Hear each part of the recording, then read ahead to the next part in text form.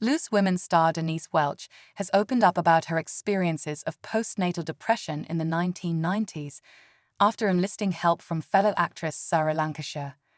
Denise Welch has opened up about her harrowing health journey, revealing a doctor's shock at her survival with critically low estrogen levels.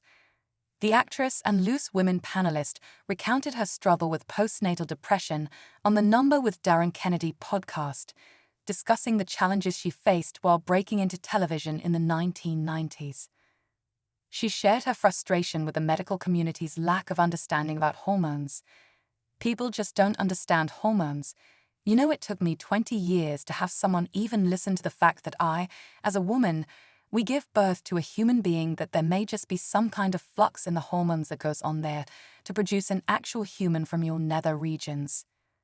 Denise detailed how it was through actress Sarah Lancashire and writer Darren Little that she finally found a doctor who diagnosed her severe deficiency.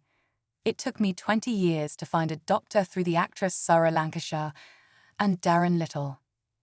Darren knew I was very poorly, and he told me that Sarah, who has a similar illness to me, she recommended this doctor, and he tested me and said, "You are so deficient in estrogen, I don't know how you've survived."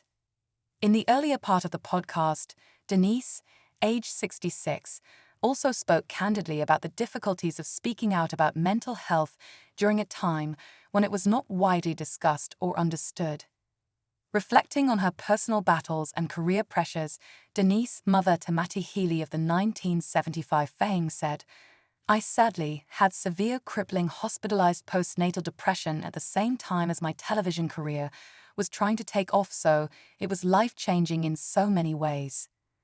She recalled, "I was poorly, I was trying to recover, and I was offered Biker Grove and Spender at the same time.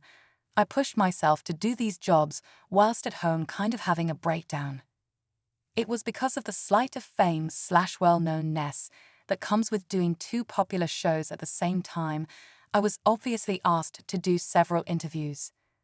She revealed how speaking out in an interview with the Evening Chronicle about her condition led to a backlash from her then agent.